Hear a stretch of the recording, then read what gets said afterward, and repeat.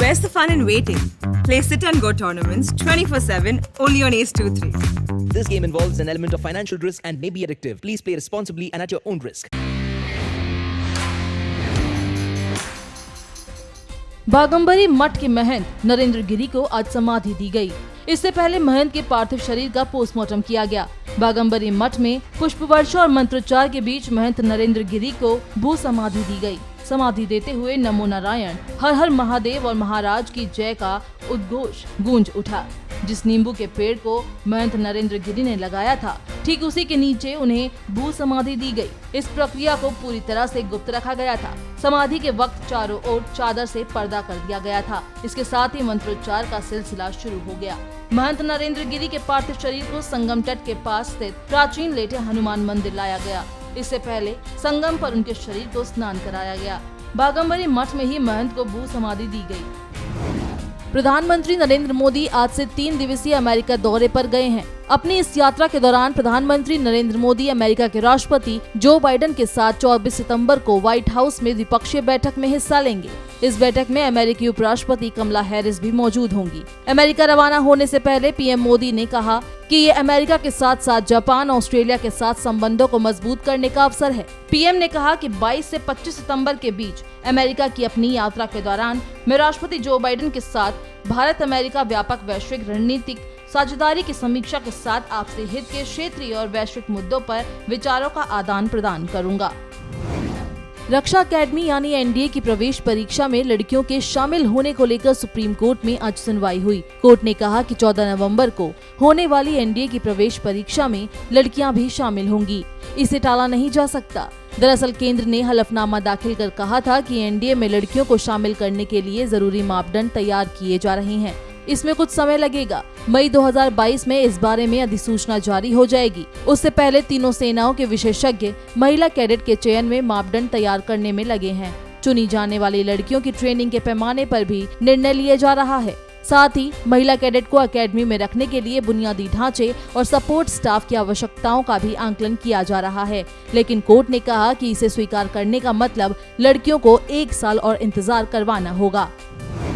आपको बता दें कि देश में बीते दिन 75,57,529 खुराकें लोगों को दी गई, जबकि कुल वैक्सीनेशन का आंकड़ा 82,65,15,754 डोज रहा है। स्वास्थ्य मंत्रालय द्वारा जारी किए गए आंकड़ों के मुताबिक देश में पिछले 24 घंटे में 26,964 नए मामले सामने आए। वहीं 34,167 लोगों ने कोरोना को मात दी, जिसके बाद कुल रिकवर हुए लोगों की संख्या 3,27,83,741 हो गई है। नए मामलों के मुकाबले रोजाना ठीक होने वाले मरीजों की संख्या ज्यादा है, जिससे एक्टिव केस में कमी दर्ज की जा रही है। देश में फिलहाल इलाज करा रहे मरीजों की कुल संख्या 3,01,989 है, जो कुल मामलों का 0.90% है।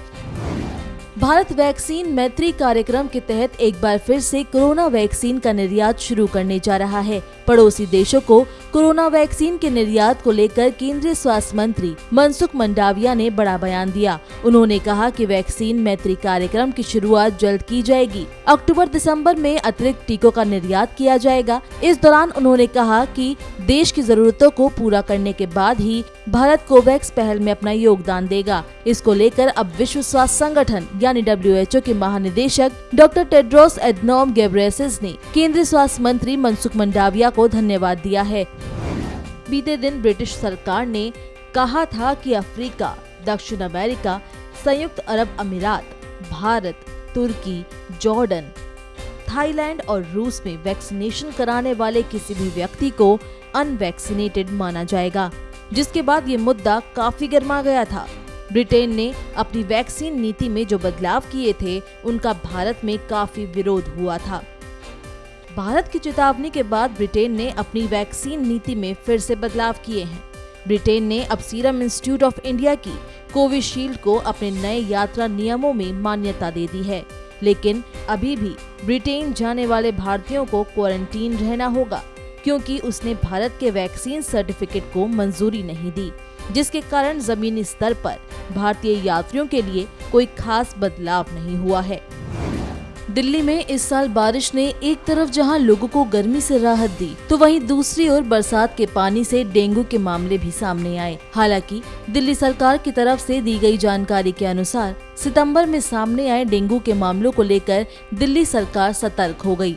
दिल्ली के स्वास्थ्य मंत्री सत्येंद्र जैन ने कहा कि सितंबर में अब तक 87 डेंगू के केस सामने आए हैं। पिछले साल सितंबर में 188 मामले सामने आए थे।